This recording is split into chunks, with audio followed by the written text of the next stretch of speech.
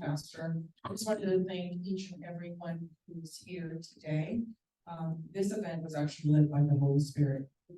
I was impressed to actually reach out to Pastor Taylor and do something because it's difficult to see individuals and a church collectively in grief and not want to do something. And I was not quite sure how this was going to work. That we came from Tuesday to here. It's just somebody moving. I got it. Got it. So I just wanted to give you an overview of the intention that I have for this discussion. So what I'm going to do is actually go over what is grief. How does grief present? What are the signs, symptoms of grief, and what are the coping skills? So each of the panelists will address those areas. And before we get started, Dr. Jones and I actually came up with a referral list of 30 therapists, psychiatrists, programs that are available, and the pastor will have that available for you. So if you or somebody you know wants to seek professional help, that resource is available for you, right? And part of doing this program is that we don't feel comfortable talking about grief. We do not feel comfortable talking about our emotions. And so I'm hoping at the end of this program, you do feel comfortable to have those conversations, because living in this world, we will all go through grief at some point. And it's not a topic that is addressed. And a lot of times we don't know how to respond when we are grieving. So the hope is that at the end of this, you have a better understanding of grief, a better idea of the symptoms of grief, how best to respond to somebody else who is grieving as well. All right. What is grief exactly? Grief is actually a normal and natural reaction to any type of loss. It's a normal reaction. We live in a sinful, broken world. God never intended for any of us to go through the grieving process. But when sin entered the world, we will all go through losses. And that loss can be the death of someone. We've had 2 young adults who died probably within days apart. And when you go through multiple losses, the question is, well, who do I grieve first? Where do I start? All right, and I'll tell you from a personal level, in my family, I had 2 cousins who died a month apart. And my first question is, well, how do I even start this grieving process? And I'm a professional, I don't even know how to start that grieving process, right? So the first step is to acknowledge something is wrong, and there's something I have to address, right? So grief can be the loss of a person, the death of someone. It can also be the loss of a home. It can be existential, right? Loss of a home, loss of a job, loss of friendship, marriage, loss of your identity, loss of your purpose, loss of your health. So grief can present in multiple ways that maybe we have not necessarily even considered. And in my practice, I've had clients come in who report, I have depression and anxiety. And as you talk to them over time, what you realize is that grief is actually at the core of their depression, that they have not fully addressed. And one of the things I want you to understand about grief is that if you do not address it, it does not go away. It will lie in the background waiting for you. Right? And so you cannot postpone it, you cannot ignore it, you cannot neglect it. It will come out in various ways in your life. Right? It can come out in substance use, it can come out in mental health disorders, it can come out in difficulty in relationships. Grief has to be addressed. So, as I mentioned earlier, we often feel uncomfortable talking about grief, and sometimes we do not know what to say to someone who is grieving. How many people in this room actually feel uncomfortable talking about grief? honestly. Right. One of the things I'm going to address later are some of the topics or some of the questions you do not ask, or some of the things you do not say. As I mentioned earlier today, with Pastor Taylor, life changes when you go through loss. It is not the same. You are not the same person. If you have lost someone who's close to you, the depth of that loss affects you physically, mentally, spiritually. You may go through a loss where you even question, God, why are we going through this? Why is this happening? Why in this church did we lose 2 people days apart? What is happening? And those are questions that you may never get the answer to. And so if you do not get the answer to a question, how do you begin the process of starting to heal? So grief is a powerful emotion. It actually presents with a wave of different emotions, which Joy is going to talk about, and I don't want to get into details about right now. But it can feel all-consuming, it can feel overwhelming. And so because of the variety of emotions that come with grief, it can be difficult to accept and deal with. So every relationship is unique. You know, the relationship you have with a parent is different than a relationship I would have with a parent. And one of the things that you really want to be careful of is comparing your grief to somebody else's grief. Do not compare. Everybody goes through the grieving process in their own way and in their own time. There is no timeline on grief. When you start the grieving process, you do not know beforehand how long it will take you to actually go through that process. And the process is not linear. Some days are going to be good, some days are going to be bad. It's like a wave. Right? And you have to give yourself grace to go through that process. So what are some of the things you do not say to someone when they're grieving? I know how you feel. No, you don't. You have no clue. Right? You have to stay strong.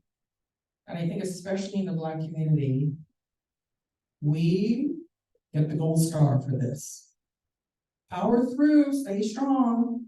You cannot support everybody else if you are not dealing with your own pain. Get a hold of yourself.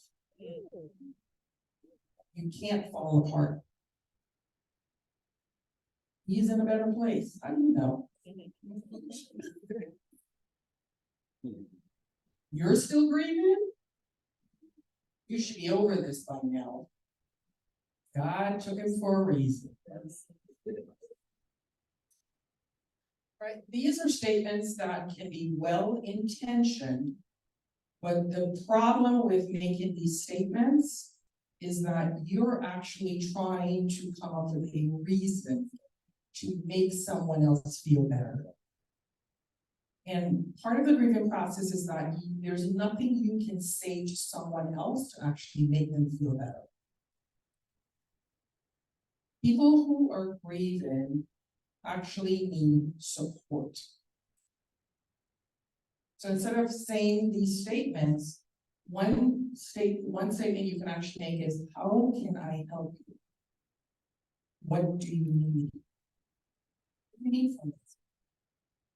Ask what they need. Do not make assumptions about what they actually need.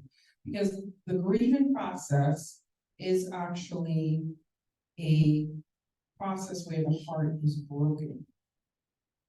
It's not an intellectual process, it's an emotional process. And one of the things you want to do is to not intellectualize grief and come up with a reasoning for why they're going through this process, right? And lastly, this is what I'll say before I pass on to Joy. Time alone does not heal grief. We say, oh, time heals all wounds. No, it does not. Right? It's what you do in that time that actually makes the difference. Except, you know, Dr. Pascal works in the ER, If someone is bleeding out, you don't say, oh, time heals all wounds. But why do we say that when someone's going through grief or going through emotional problems? It's no different. You have to be intentional with all types of healing, including emotion. So I will now pass it on to Joy. Joy's going to talk about the symptoms of grief, how does grief present, and the stages of grief. All right, thank you for that. Can you guys all hear me? Yeah. Excellent. I'm so sorry I can't be there with you guys in person, but I feel you. As we are one body, I can feel when one person hurts, we all feel it. And so I'm so happy that we are making this time, that you guys have decided to come out and to say, I want to be in a space to learn more about how to move through this process. So I just want to echo a few things that Dr. Williams stated. Yes, grief is different for everybody. Everyone has their own experience. There's no right way to grieve.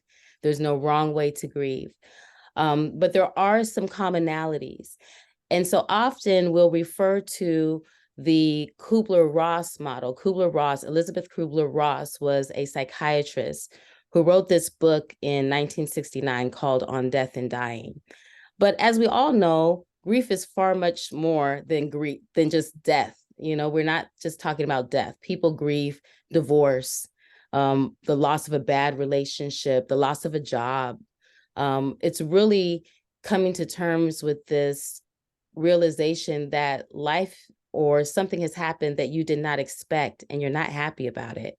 And how are you going to cope with that, right? So the stages that Elizabeth Kubler-Ross mentioned are kind of Western in view, but they do give us a framework of how to work through grief or how the mind works through grief.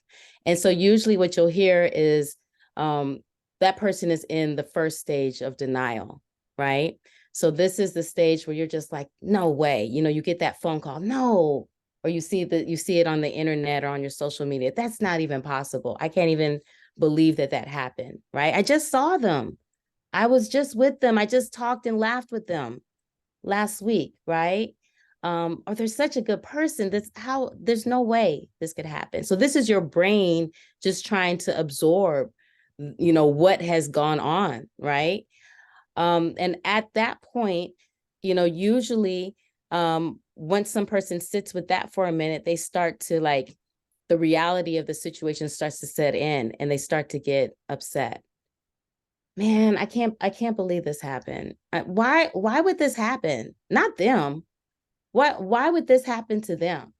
And when your mind gets angry, it's almost like, when people get angry and they start to pace around, it's kind of like what your brain is doing. And it's looking specifically for someone to blame, right? Your mind is like, it's the system, or it's gun violence, or it's God, or maybe you're thinking it's the victim themselves, right? Like how maybe they should have done something different. They should be here, right? But your mind is trying to find a place to put this anger, right? To put the blame on all of these emotions that you're feeling in the reality of what you're dealing with. And usually then there comes a period of bargaining. And oftentimes this can happen, especially if, when people are dealing with someone maybe who's sick, right? Someone's in the hospital and you'll say, God, if you just save them, I'll do this. I'll never say a bad word again. I'll go to church every week. I'll pray 3 times a day. You start to kind of negotiate with God or your higher power, just to kind of see if somehow you can change fate. You can change God's will. And all of these things are completely normal. We all usually will do this in one way or the other. And then there's depression. So usually in depression, we have like a set of symptoms that we look for, because depression doesn't look the same on everybody. Oftentimes in communities of color, depression can look like anger, right? When we're sad, we'll just be angry and irritable, right? We're just mad at everybody, kicking the dog and all kinds of stuff, right? But deep down inside, we're really sad. So some of the signs you want to look for are, changes in your sleep. Maybe now you don't want to do a hobby or something that you used to be interested in. You just don't feel like it. You just don't feel up for it. And maybe your friends are like, man, you haven't been out to play basketball in, a couple of weeks. Are you okay? So that's a sign. Feelings of guilt, like all of these people have, lost their lives. Why me? Why am I still here? Why, what makes me special? So sometimes those kind of thoughts can come up. Maybe changes in your energy. You just don't feel like doing much of anything. You might be sleeping a lot more than usual. You might be moving a lot slower than usual. It's just taking you a long time to get out of bed or to get things done. It's like, man, I've been working on this for 2 hours. It usually takes me like 30 minutes. What's taking me so long, right? Or maybe you're really anxious. You're really angsty. You're moving around. You're just, restless. You can't keep still. So those are some other things to look for. Maybe you're not eating well. You're looking at changes in your appetite, or maybe you're eating too much.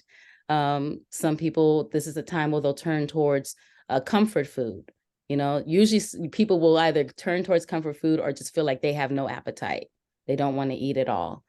And then, having thoughts of, maybe the pain is too intense and you don't want to be around anymore. And sometimes, very dark thoughts can enter your mind, right? And oftentimes when we talk about suicide, and when I've talked to people who have survived suicide, they'll say, I just wanted the pain to stop. It wasn't necessarily that I didn't want to be here, but I just wanted the pain to stop. And if somebody could have given me a pill or, snapped their fingers or somehow made it so that the pain stopped, that's what I wanted.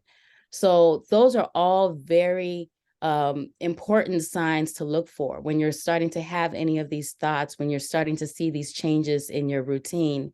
You want to stop and think, could this be a sign of depression? Should I reach out? Should I get some more help? And then the last step that Kubler-Ross will describe is called acceptance. And so this is usually where people will now say, okay, well, this is what has happened. This is my new reality. Let me find a way to move forward. Now, let me say that one of the issues with her framework is that it is very linear. And we all know that life is not linear. So people don't usually just start at denial and work their way through, their 5 days here or 3 days there or whatever. Sometimes people will start at different points in that list. Sometimes they'll circle back. They were depressed and now they're angry, and they're depressed and now they're angry. Sometimes they'll skip a whole step altogether. And so when we talk about different cultures, that adds another layer. In Black and Brown communities, we tend to grieve collectively as well as individually, right? That's why you guys are all in this space. There's a collective loss that we're feeling, right? And there's different beliefs that can come into play.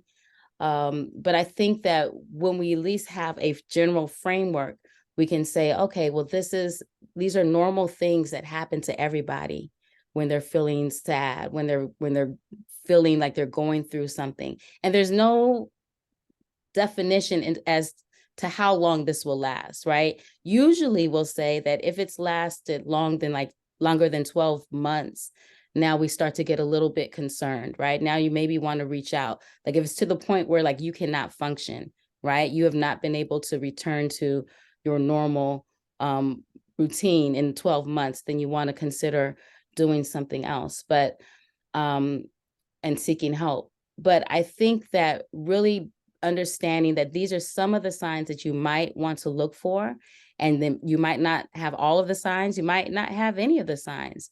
But it doesn't mean that you're not grieving and that your process is any less important or impactful than anyone else's process.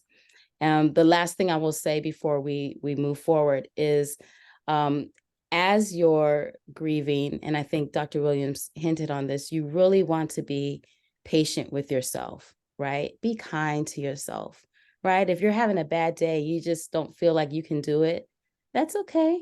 It's all right to have those moments, right? And even if you feel like something is coming up and you've already dealt with it before, oftentimes grief will trigger other griefs, other things that have been sitting in your mind or sitting in your body. All of a sudden you're thinking about, that relationship that didn't work out. Why am I dealing with that now? Why is that coming up now? It's because your mind is like, here's the opportunity for us to deal with all of these things that we haven't dealt with. So you can start to feel overwhelmed. So just when those things start coming back up, don't think like, oh no, all of the progress I made, I thought I was over it. Like none of that matters. It just means that you're at a different stage of healing, right? I look at healing as kind of like this kind of cyclone like that goes up, right? When you come to the same place again, it doesn't mean that you're back to point A. It might mean that you're at a higher level of healing or a deeper level of healing, right? And that keeps happening as we go through life until we get to the point where we're having more good days than bad days. That's always the goal when I'm talking to patients. Let's get to the point where you're having more good days than bad days and take it from there. So that is my prayer and my wish for all of you.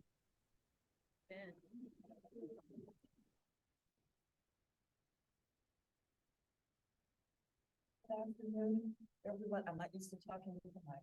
Good afternoon. But I understand me? Yes. All right.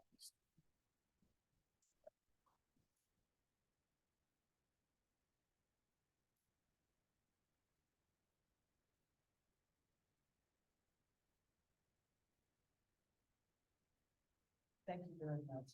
Good afternoon, everyone. And as I'm listening to Dr. Williams and Dr. Jones, I was like, oh, I have the both. I have the both of them in my waiting room for when I take on a new client. Everything they have both said is absolutely 1000% true. I have encountered that in my own personal life.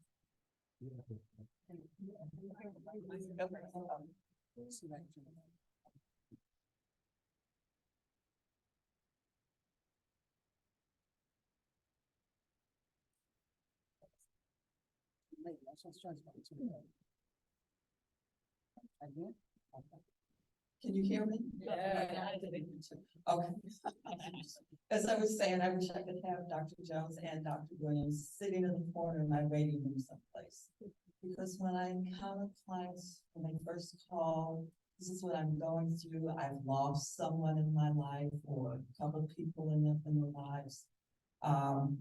Is this something you can help me with?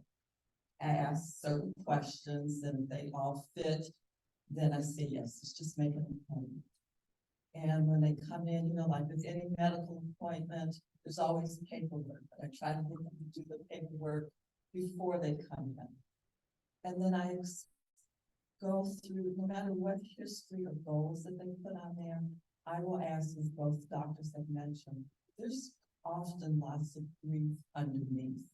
Recently, I started working with someone who lost someone in their life. And then as we talked, she remembered that the first loss was when she was 6 years old, and then counted all that had led up until she's like only in her 20s or so. A lot of patients that I meet are scared of feeling the grief, of feeling the pain. They're ashamed. They would start to cry. And it's like, but I don't want you to see me crying. I'm fine. I've seen lots of tears. I'm very comfortable with them. But they're not comfortable with their own pain and crying in front of, basically, I'm a stranger to them. I address that. This is going to take time for you to get to know me, time for me to get to know you. Tell me what happened. Who was it that you lost? When did you find out? Who told you? What was your initial reaction to this? Have you ever experienced this before? Quite often I would hear no. And as I work with them, because they both are sick. It's buried underneath. It's after a certain age, it's buried underneath. They wanna know, well, it's been a month or two. And I tell them, grief has its own rhythm. They both said it differently, but you can't force it. And I start to tell them the things that Dr. Williams had touched on, things that people with good intentions will say to them, trying to help. And it usually just upsets them even more or makes them feel shame that, oh, you mean it's 2 months and I'm still crying? It's 6 months and I'm still not over it. Lots of other things that many of you may have experienced, some of those words that were intended to be compassion and empathy for you. I know I did with some losses. It's shocking to experience, as I know it's shocking to my patients. They want to know, how long is this going to take? And again, I just keep re-emphasizing, it's just going to take time. You can't rush it. I tell them what you need to look out for. What have you experienced so far? Recently, a person lost their mother they were extremely close to 3 months ago. I don't understand. Why is this? What's the point? What's the point of us being born? And then we're going to go through these losses. Why should I fall in love if one of us is going to die first? The things that I certainly don't know the answer to, I just tell them that. But the goal is to get them back to the place where they are joyful again, where they can feel alive again. I've had them where they will start out their appointment, oh, I'm fine. And I say, what do you mean by fine? Because for that person, it may be fine, but I know better than you sitting in the appointment. What do you mean by fine? Well, I didn't cry all day. Or they may be upset by that they didn't cry all day. Or they didn't think about the person that they lost. Usually, everything that's been mentioned, everything that's been mentioned, they will go through anger. Why does so-and-so still have their mother who's 89 years old, and I lost my mother when she was 70. She'll never get to see my grandchildren or for me to get married. And they're angry and they're hurt and they're scared. Scared that I may never get over this. Scared that if I get too happy, I might get punished by life again. And it's painful to see someone in that space. And I do my best to, it's okay, it's normal. I have some clients that like information, so I have lots of handouts to give. But the purpose of the handouts is just really to give them something to hold on to. They may not even read it. Do you have any homework for me? How can I get over my pain faster? I said, you can't. Learn to accept it as much as you can. Then I will have clients who, I'm fine, the service was a month ago. I went back to work 2 weeks after the service, the funeral service, and I'm doing this and I'm doing that, and I've joined this organization, and I'm anything they can do to try to keep busy, to keep them from thinking and feeling their pain. And I warn them gently. I said, you know, you're trying to use other energy to block out what you're feeling, what you're scared of. Some accept that, others, again, just takes time. And I often keep repeating what I said originally. Grief has its own rhythm. Its own rhythm. quite often they will, even though it may be written on the intake, other losses that they've experienced in their life. It will be, oh, this Dr. Johnson mentioned, why is it coming? Why is this loss about something coming up now? I've had people who will give the possessions of that person that they lost away so fast. And others will ask me, well, what do you think, how long should I keep? I said, you know, you will know. You will know. I said, please, if you don't want to look at items, whatever they are, mementos of whoever you lost, I said, either you pack them up, have somebody else pack them up, or you and other people pack them. Just put them in storage. Just hold on. One woman told me, oh, her mother gave her wedding. Her mother knew she was was in the process of dying. She says, I think that's why she gave them to her, even though her mother didn't specifically say that to her. When her mother died, the father said, here, she had given her the rings and she gave them back to her father. He said, no, you hold on to it. And she's like, I don't know what to do with them. I said, just go on. And figure it out the right time. One of the things I found is support. Even though they may come to me for appointments, I encourage them to, if you need a support group, I've worked with widows, widowers, find a group that's specifically for your type of loss. Doesn't mean that you have to stop having individual therapy if that's what you still want. But there's something different about having that support and being surrounded by other people who've experienced something so similar. And there's there's groups for everything. Thank God we live in California, where so much is available. But for every situation, some programs, I will let them know, they may have a specific timeline when you work with the person. So that's fine. Whatever they need,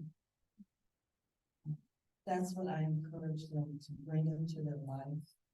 If there's something like hobbies that we mentioned or activities that they stop doing, see what you can do. Just do it once every other week. Someone I know was in one of these big strikes that they've had in California this year, and they're waiting for, employment to start again. I said, well, I try to do one thing a day. And after some time, I said, you've got too much free time.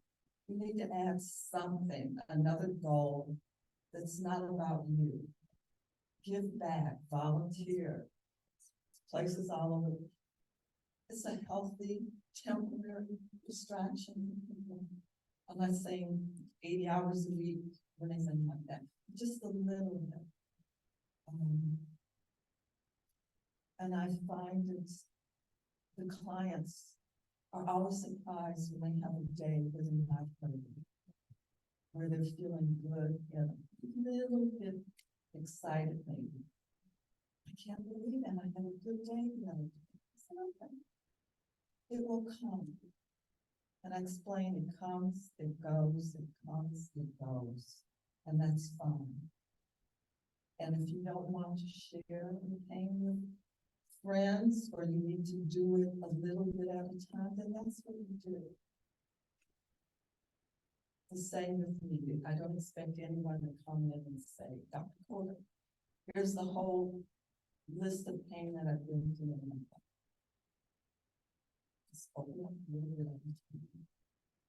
I do some assessments for clients, especially the ones that like to have work or something to do. Just having something concrete for them to check off makes them feel better. I've told them, get some crayons, colored pencils, paints. I'm not an artist. You don't have to be an artist. Can you put something out on a piece of paper? Go to a craft store and build something. It doesn't matter. I believe that art is very healing. You don't have pictures hanging up in Lockwood, but to be creative, dancing, anything, music, all kinds of music, poetry. I encourage clients to journal, whether it's a journal specifically for the grief or a pad paper. It doesn't matter.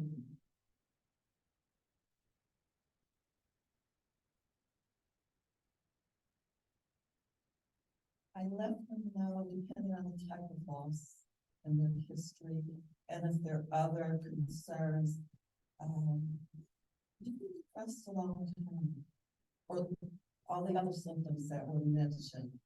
I think it's time for you to have they don't like the word, see a psychiatrist. They get frightened of that word. A medical doctor is a different specialty. But they can help you in ways that we call it talk therapy, may not be enough. Lots of people are frightened of, I don't want to take pills. I'm going to get addicted. I said, I don't want to get addicted. And it's temporary for what you're going through. It's going to be temporary. You might need a little bit more in the gas tank to help.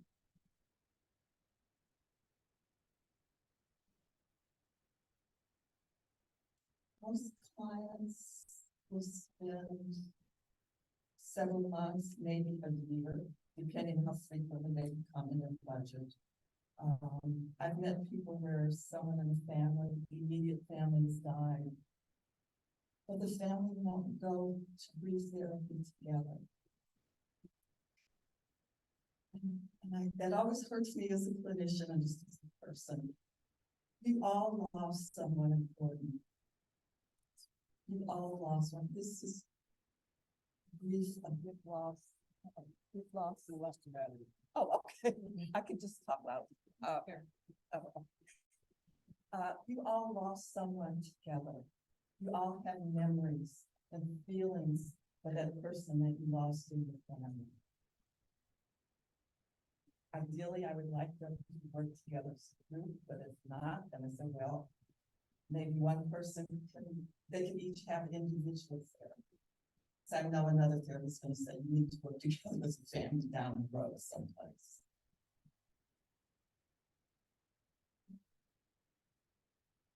I think that's where I'm going to stop unless someone has a question, but I want to lift a specific question. First of all, thank you for giving for sharing so far. And one of the things that's apparent in your bios is the intersections of women's health that the women that you serve, and all of you shared that there was something specific about time you shared with young women and specific traumas with that. I guess my question has to do with something Bell Hooks writes about in The Will to Change, which he talks about specifically patriarchy and how patriarchy affects Black men specifically. She makes this one point that patriarchy promotes insanity. Obviously, some patriarchal men are reliable and benevolent caretakers and providers, but still they are imprisoned by a system that undermines their mental health. Young men, Black men specifically, the traumas we're dealing with are two Black men that weren't married, they didn't have kids, and it triggers a little bit for Black men who maybe were raised with not being allowed to cry, not being allowed to grieve, depending on where they were raised. As you mentioned earlier, multiple deaths at a time, dealing with that. And then typically the Black woman is asked to process both the emotional stress and pain that comes from what patriarchy does to Black men, but then also asked to embody and hold a lot of extra pain, and almost expected as Black women to hold more pain than others. What would be something that you would say specifically for Black women that they would need to unlearn about grief, that maybe they have been taught or told about how to deal with handling the pain that they I encourage women to learn to take care of themselves first. Children aren't going to go anywhere. Your spouse, your partner will be there. But so often, that's the other thing that adds, I'm so glad you asked that question, adds to their pain is that they haven't been given permission or shown enough that it's okay to say, you know, to take care of their emotional, physical needs first. They feel lighter, they don't feel so burdened when they start to practice that a little bit at a time. But a lot of, I think all women is, we're told that we're the caretakers for all relationships, and we put ourselves at the bottom of this. And I keep working to help us all to learn how to have a balance with that. It's not one way or the other. That's a deep question. One of the things I will say to women is you can be strong and express emotions at the same time. I think this idea of the strong Black woman is actually killing us. Because we hold so much, we carry so much. And we do not know how to stop, how to unload. And God never designed us to carry that much weight. He said, bring all your burdens to me, for I care for you. So the first step I would actually say is actually just stop. Just take a pause, rest. Just stop and start to think about, is it really necessary for me to carry all of these burdens? Who actually asked me to carry burdens? Sometimes we carry burdens that no one designed, no one asked us to do. We take on that role, we take on that responsibility. And especially within the Black community, you know, we have a higher rate of single parent homes. So we're trying to be a mom and a dad. And so it, you know, on the outside, it makes sense why you would assume those roles. But sometimes we assume roles that God did not design for us. And so we become burdened by it. Roles that God has designed for us, He gives us the strength to actually pursue those roles. Right? And I think on the flip side too, what I wanted to, I actually wanted to have a Black male therapist here today. But given the time, it just did not work out. Because I think when you're talking about pain that Black men deal with, it's a different type of pain, right? It's an individual pain, it's pain within your family, it's societal pressures, it's racism, the list goes on. And I think with a lot of Black men, they are raised with, yeah, just suck it up. Do not talk about your pain. Just keep pushing through. You do what you gotta do. You can't deal with that right now. And it's not healthy because it comes out in various ways. It comes out in rage, it comes out in substance abuse, it comes out in violence. And so for Black men, one of the things I wanted to say, especially to the men in this church, you have been through a lot, acknowledge it. Please acknowledge it. Do not pretend that we did not go through major losses. If you need help, please pursue it. If you need to talk to me individually, I'm here to listen to you. I can direct you to a therapist if you need that. And nobody grieves by themselves. You cannot get through this process individually. You need a community. This is a community right here.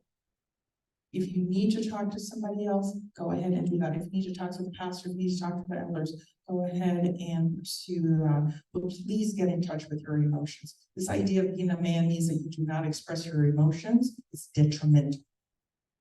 It is not healthy. And a lot of men suffer in silence because of that. And for a lot of men, they do not know how to start to actually even talk about their emotions. And it's okay. There are professionals who are available to do that. right? So that's one of the things I feel really burdened, that whether you're a male or a female, you are not in this process alone. There are people who are available. God is with us in this journey.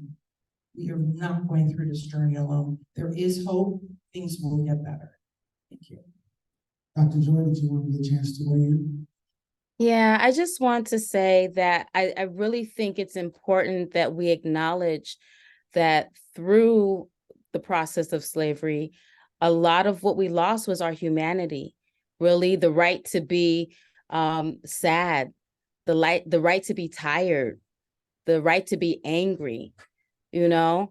And I think that, you know, when we look at women and men of color today, that's really what, you know, it's exactly what Dr. Williams was talking about, you know, that sadness or that fatigue comes out as anger, as irritability, maybe gets held in the body, comes out as sickness, high blood pressure, diabetes, all kinds of things. So I think really allowing ourselves to be soft, you know, really, especially for Black women, to be able to have places where you can be soft, to be around people that allow you to be soft, where you don't have to have your guard up, where you don't have to feel like you're protecting yourself. And then also for men, having space where you can cry if you need to, and no one's going to look at you crazy, right? Or you can say, I'm not having the best day today, right? And somebody will be like, okay, man, I'll sit with you. I understand. Let's talk about it. What's going on? Like finding those places, those are just safe havens for you, for your mind, your body, your spirit. Recognize that when these things happen, they are literally accosting your brain, your spirit, and your heart. So being able to find ways to let those parts of your body come back together and reconcile, and to do so in supportive environments is going to be so crucial. And lastly, I would say, make time to sit with whatever it is you're feeling, right? Don't try to push it away. Don't try to distract yourself out of it. Sit with it, because that's the only way to get through it, right? Sit with it and see what comes up. Write it down. Talk to somebody about it, but don't ignore it, because it'll be there waiting, as Dr. Williams says, it'll be there waiting if you don't do that. Thank you. I think what we'll do is we'll open some time for some questions. I did want to ask Dr. Williams to review what she mentioned, the things that we should avoid saying. And we're learning as a congregation to be a safe congregation. And I'm really excited for all of you to come who we want to learn how to treat each other better, hold space for each other better. So I just asked you quickly just to read those phrases one more time. I know I've said some of those phrases probably this week. And I want to just, I think I did. I want to just review those phrases. If you could say them slowly so we could hear them. And then this microphone here is hot. This one red, and we can also pass this one around as necessary. But could you repeat those phrases? Sure. I'll review those phrases. I know how you feel. You have to stay strong. Get a hold of yourself. You can't fall apart. He's in a better place. You're still breathing. You should be over this by now. God took him for a reason. So one thing I will say quickly is, before you actually, to help you to avoid saying these statements, one of the things you can say is, be honest. I don't know what to say to you. I feel horrible about what happened. I don't have the words. Can I give you a hug? What do you need? Can I take you out? Do you need groceries? Get practical in what you offer people. Think about when you went through grief. What did you need in that moment? Because what you need is what somebody else needs. And before you have a conversation with somebody, please pray. The Holy Spirit will lead you and guide you with what to say. And do not take the burden of trying to fix anybody. Remember I said, this is a heart issue. Connect emotionally. What can I do to help you in this moment? Okay, we'll go ahead and take a few questions. You can just raise your hand so you know where to look. And, And looking at us as a family.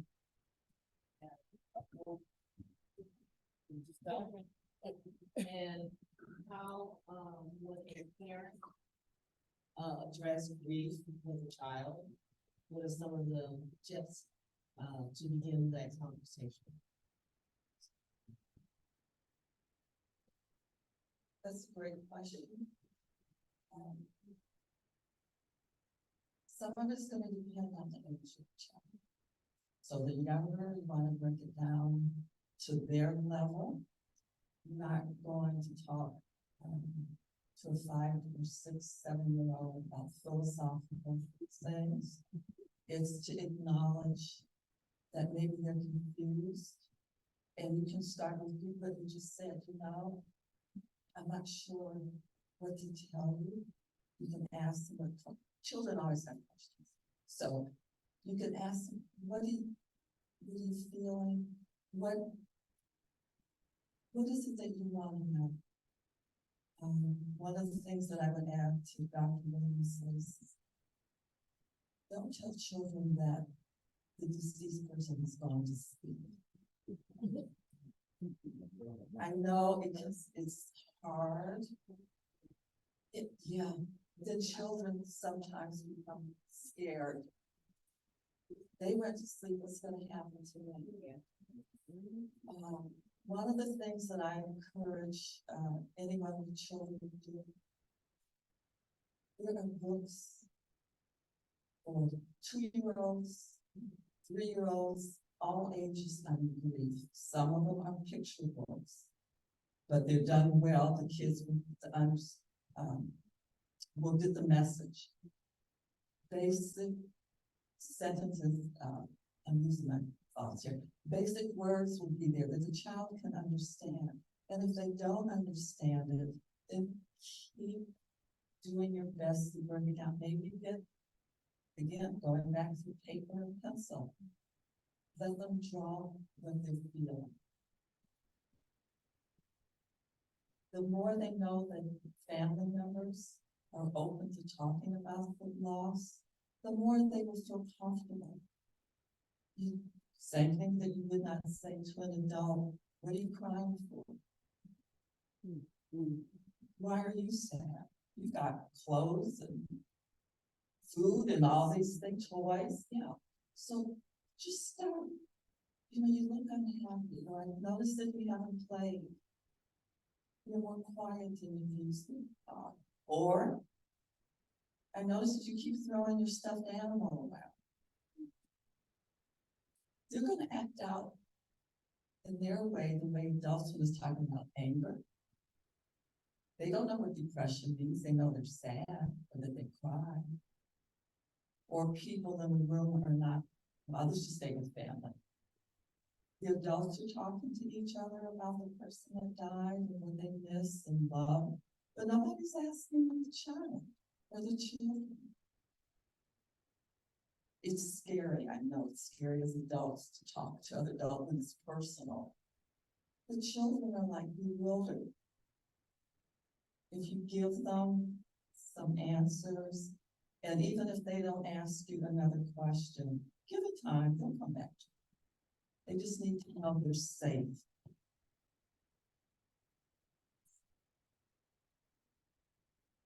Where's my?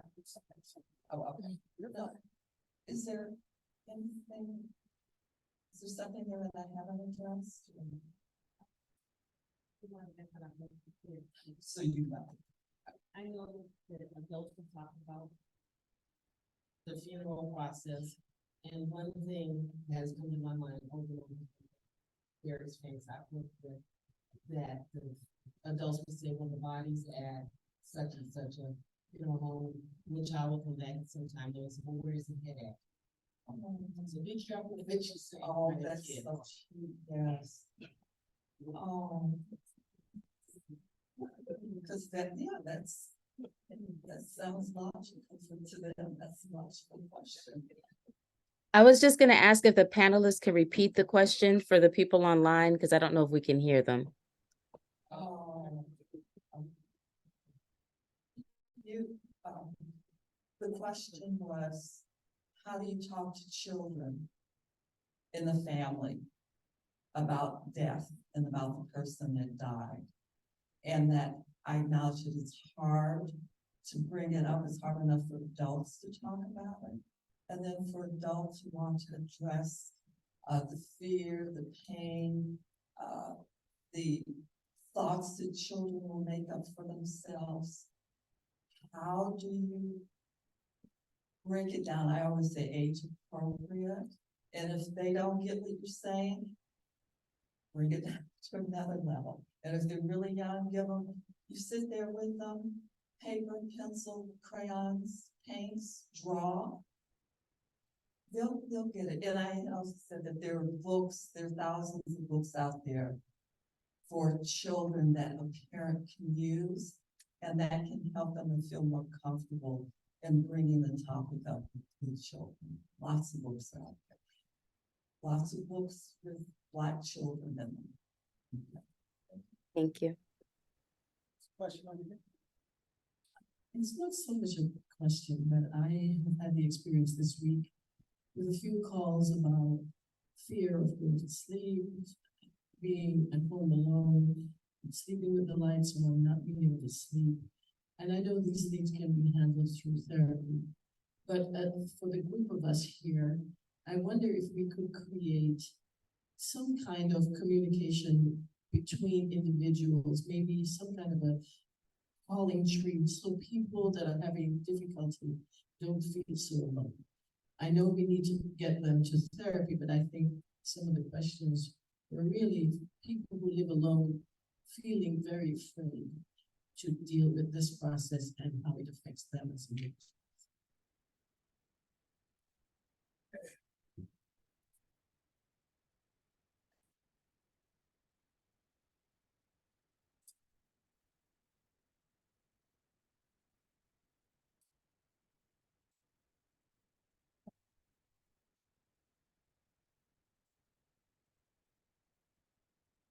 I'm sorry, I was Martha downstairs in the kitchen, so I missed part of it. But just something I wanted to mention, working with, I work with students a lot, and something that never really occurred to me that has happened with children and dealing with children is that when you say someone has gone to sleep, then they become afraid to go to sleep. And I see that a lot with children, so you have to be very careful in the verbiage that you use with them. And then there's also the prayer, now I lay me down to sleep. You know, so the children, that's just something I'm putting out there, because they do, when we say we believe in our faith that we're at rest, we go to sleep. When you say that to the children, they're like, well, I don't want to go to sleep. Or if mommy goes to sleep, she don't wake up again. And so just something that I'm putting out there, because it's something that's come up with me in my practice with children, because we see a lot of kids. Just wanted to mention that.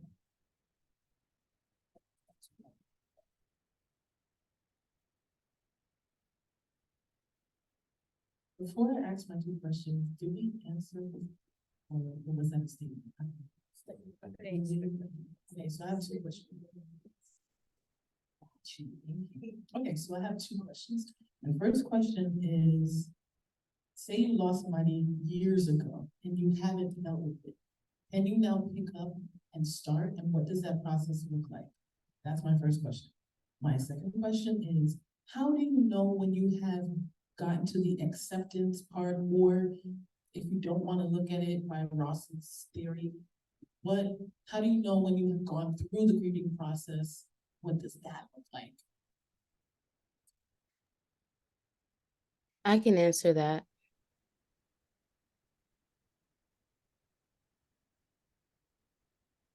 Go ahead, Dr. Jones, go ahead. Go ahead, Ian. Oh, okay. Well, I relate to that because when my father passed tragically and suddenly, I don't think I dealt with it. And I found all kinds of things to do. I was traveling and getting degrees and doing all of these things, but I didn't recognize that I had not really I didn't sit with my emotions and really process the grief. The beautiful thing about it is that it's never too late to start that process. If things are coming up for you and you're like, oh my goodness, I didn't recognize that was still there, then yeah, you can start today. Now, the one thing I would say is you might want to consider getting some professional help, depending on how deeply rooted the feelings and emotions. I mean, there's a reason why you haven't dealt with it in so long, right? So you might need help in unpacking what those reasons are. But you definitely want to sit with it and hold space for whatever feelings are coming up and saying, okay, this is painful, but I can get through this. Maybe I'll need some help. Maybe I'll need some time. Maybe I'll need some support, but I can get through this. So if it feels like it's too much for you to process on your own, just through journaling or dancing or whatever your kind of outlet is to empty your emotions, then I strongly suggest that you reach out to a therapist or a support group, just to get some additional support in dealing with it. But it is never too late. And like I said before, there's this cycle of healing. So if you find that you're coming back to this point and you're like, why is this coming up for me again? It might mean that you just need to go to a deeper level of healing with that issue. So don't be hard on yourself. Always extend grace to yourself in the process. I hope that helps.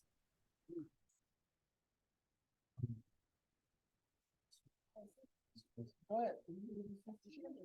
Oh, a second. Can you repeat that? Repeat the question. Her question is, how do you know when you're done? And what I tell my clients, using them as an example, is one, I know it doesn't sound logical, but you will know. Internally, you will know. The other thing that I have them to think about, are you having more pleasant thoughts, memories? Is that where you go to versus I'm in so much pain, I hurt, I still can't believe that they're gone, even though it's been whatever length of time it may be. And I don't even know how to explain that you will know. It's an internal instinctive thing for each person. But a good sign is, oh, so-and-so really loved this. Or, oh, this was their favorite place. Or, you know, that person reminds me of so-and-so, and you don't break down and jeopardy. It's a pleasant feeling. The other thing that I say, we learn to accept and live with death, people that we've lost. And I'm just going to claim this as my own personal belief. So everybody just do what you want to do with it. But it never goes away 100%. I don't care how many years, no matter how many years, the pain may, yeah. And then something that you least expect, you driving down. I remember somebody told me they were driving down the road when they would always talk to the person that they lost. And they just broke out with mixed feelings, sadness, with joy. Oh, I can still have a conversation, even though they're not here anymore. So that's what I encourage people to look at. And some of that is also my own personal experience, more pleasant than painful. Is that what that helps? I know you're talking about that. It's more of like an emotional connection. But how do you deal with if you have a colleague that maybe have come back a little bit soon, and you're trying to be sensitive, but you also know that based on what's happening at work, that they're not quite ready to come back, and so you're trying to, you know, how do you deal with that delicately? I'm just not really sure I've had that. You've had something like that recently.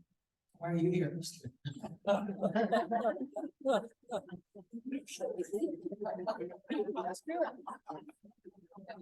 I'm serious. No, that's good. I am serious. That's good.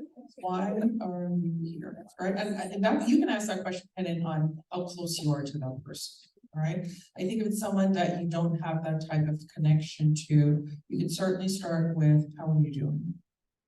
How are you feeling? How are you coping with the loss?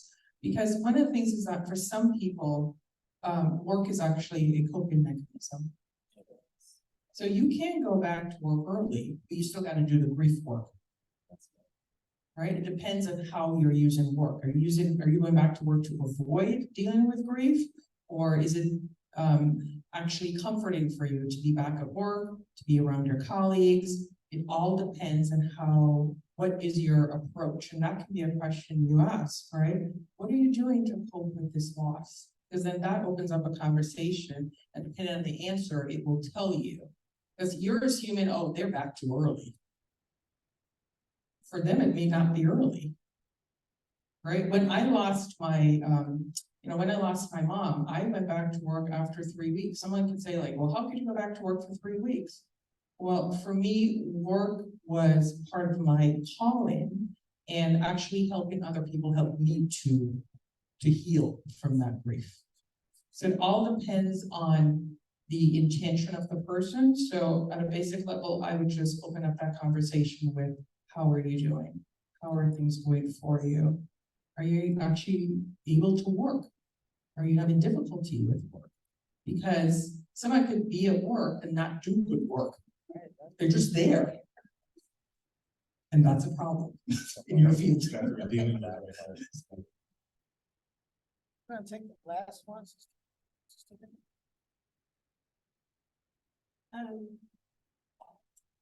My mother died in 2013. I am still, just like you say, I'm still in a process. I still grieve for her. But the saving grace is that I know it's my faith. And trust in God, my faith that I know.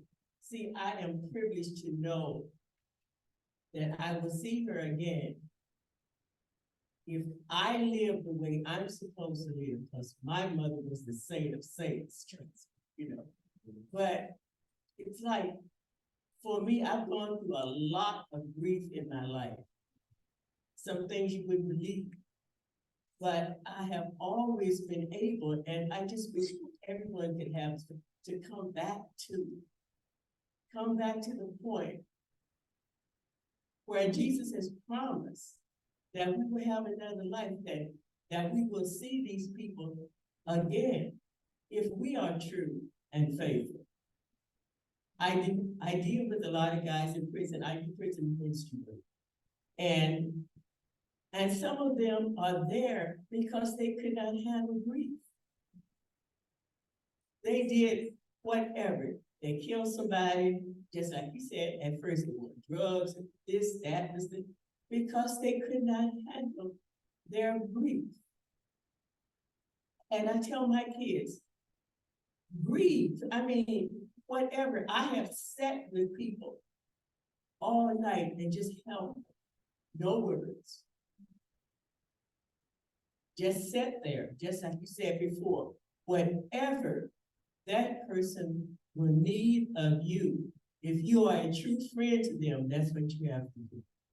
Don't try to understand it. Well, why is she doing that? Why do you want me to do that? No, you can't. Just do it. I'm gonna go to Chris, CD here. Say, and then we'll go back to you. Over here, up front. We'll come back to you after these two. Okay. One more back. I'll keep my question short as possible. I've lost a parent, and more recently I lost a close grandparent, and noticed a similarity with the grieving process of the dysfunctionality of the family, emphasizing as the deaths came about. So how do you grieve when you're already in a dysfunctional family on both sides? And then you go through another extra layer of trauma with the grief of the loss of a loved one. And the dysfunctionality was directly triggered by the person who you just lost. How do you heal through that? How do you cope through that grieving process? Because I know that's a very complex question, many layers, but I'm personally going through that right now, and I would love an answer. Any answer can be given. Okay. Dr. Jones, you want to take that one? Were you able to hear that? Were you able to hear Yeah. that? Yeah, I would say it's so common. I hear this very often. Like, I'm trying to grieve from this and people are cutting up left and right. People are fighting over who gets what, and we're still trying to process what happened. I think in that moment, you have to become very protective of yourself, and you have to find that space where you can go through your process and find whatever, avenues or places where you feel that you can properly grieve or express how you feel.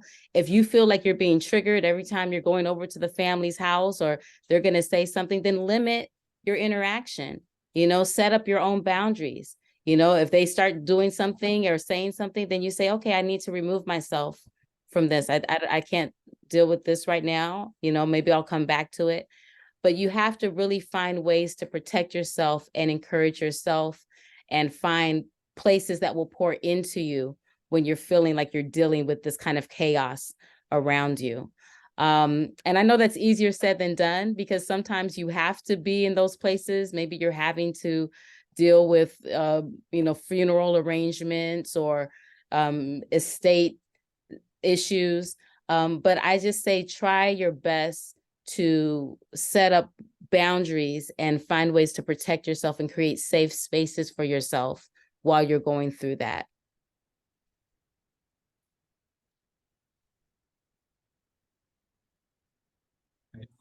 I have one question. Mentioned ways to do with the grief, to do the processes. One of the ways I've caught myself handling my grief, kind of having this tunnel vision of what I'm going through. So I have problems recognizing that somebody is trying to surface it. The question I'm asking is, what are some of the signs that someone's trying to provide help? Specifically help that you know will benefit you as you go through this process.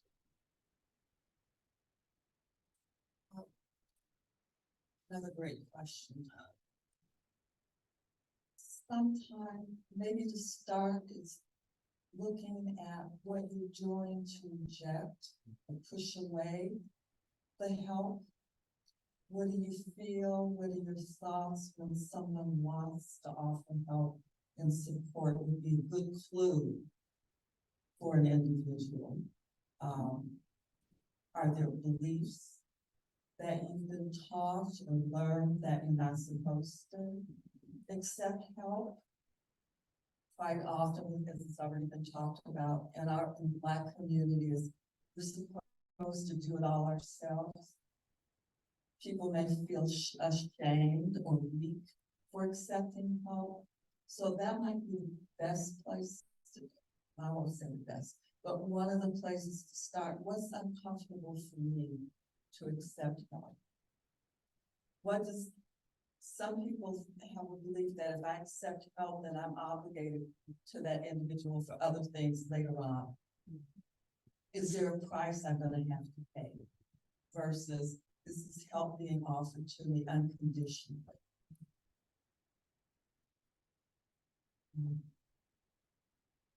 And also looking at, is sadness, the loss, the depression getting in the way of you being able to see things clearly? Because that will mess up with your perspective. Oh, they were just wanting to, and then human beings are very good at creating up all kinds of scenarios that are going on in a few seconds. Oh, that person's trying to get something from me. or they're feeling guilty because they didn't attend something function that I had. So we have to be very vigilant about what are the stories that we're telling ourselves. And they do happen within a few seconds. They really do. And if you find yourself, or anyone finds himself rejecting help or realizing that that might be a great time to meet with a therapist for a few sessions. So they can help you see what, you see, what is that saying? You can't see the forest for the trees.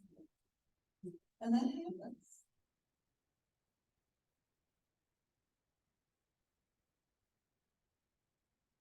Did I answer or give you enough of an answer?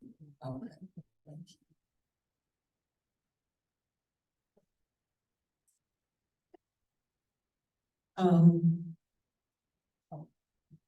My father died when I was 21. My mother died when I was 23. And at the time, I didn't know how to grieve through that process. I had already had a bunch of kids by the time I was 19. Fast forward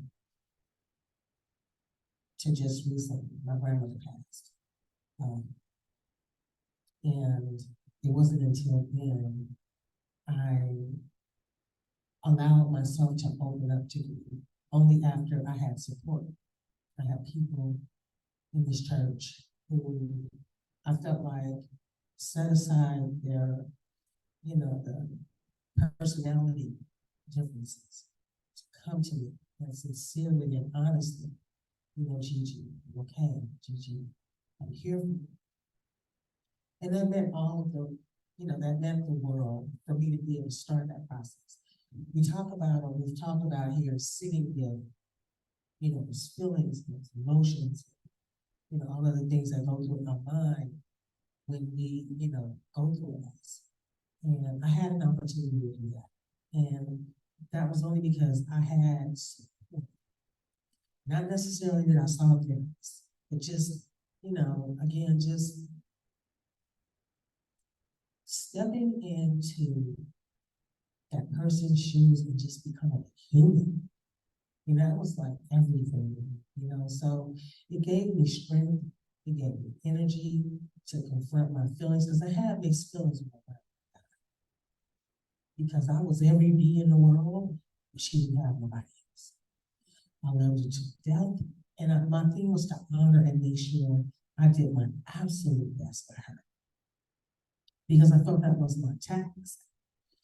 So I just wanted to say thank you, Pastor, for having this forum, because it's important, you know what I'm saying? And it's important to get the information, important to get the tools and the knowledge on how to move forward during grief and during loss. So I just wanted to say that. We're gonna take these last two, this one here on this side. Okay, we'll let you close it out. Last question. Go ahead. Okay, I want to make a statement, probably it's not necessarily a question.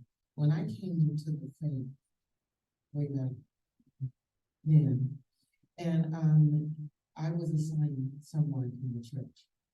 And that person knew how my week went and everything. And like I didn't necessarily have visitations from a pastor or anything like that, but he always knew because then that person reported back. Now, fast forward, we don't do that nowadays, okay? But I think it's important that we pray that when we are in church, that we are sensitive to those that we worship. Sometimes when I'm getting ready to come to church and I'm like struggling because I don't want to come, it's not that I don't want to come. But it's like, I just don't want to do it. And then I say to myself, but Lord, who am I supposed to be there for? Who am I supposed to be there for? And if we go with that, if we come in this body with that, then we can see on other people's face. Trauma and whatever, and it may be this, that they need you to hug them or they need you to, so, you know, I would encourage us not to let flow in and out of here without us touching them in some sort of way. Wonderful. Okay, last one right here, right there.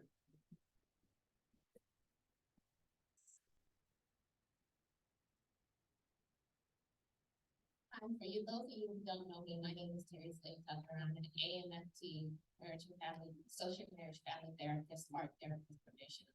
And I want to go back to the question about children, if you guys don't know. Studies have shown that it is very important that we model healthy goals.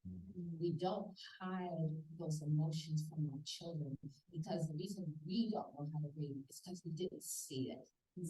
And that we show them how to accurately read as well as teach them the language and let them know that it feels okay.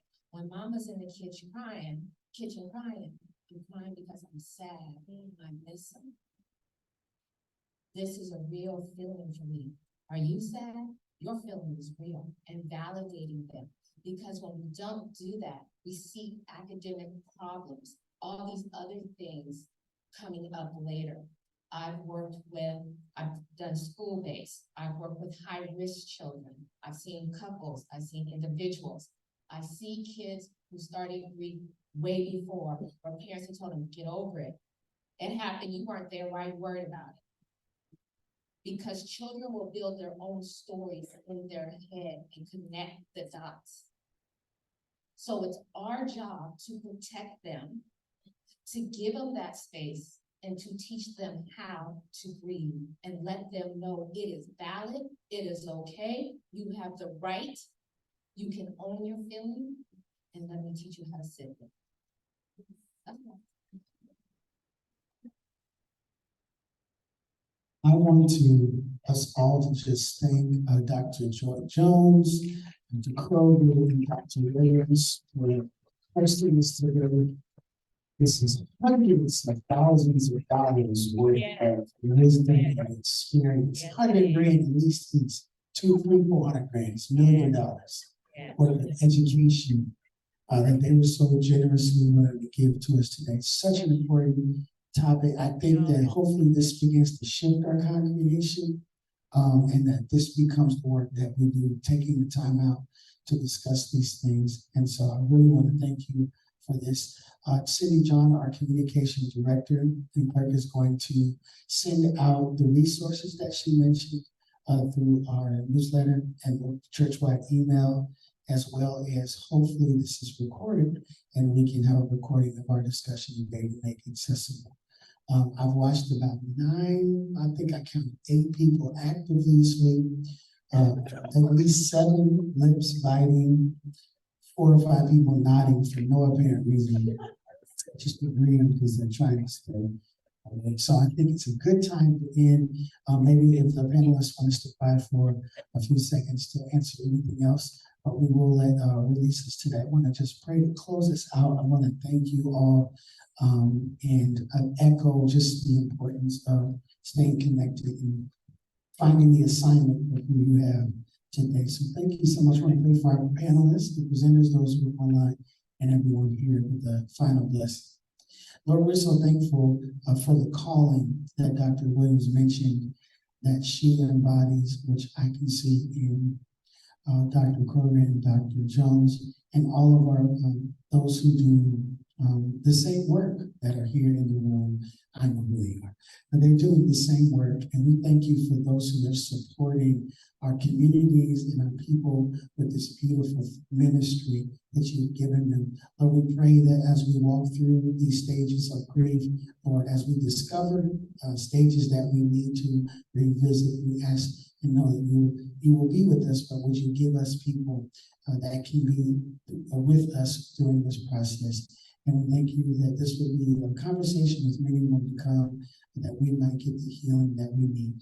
We bless you, honor you, and we bless everyone in the room today. In Jesus' name, amen. Amen. Thank you again so much to all the panelists.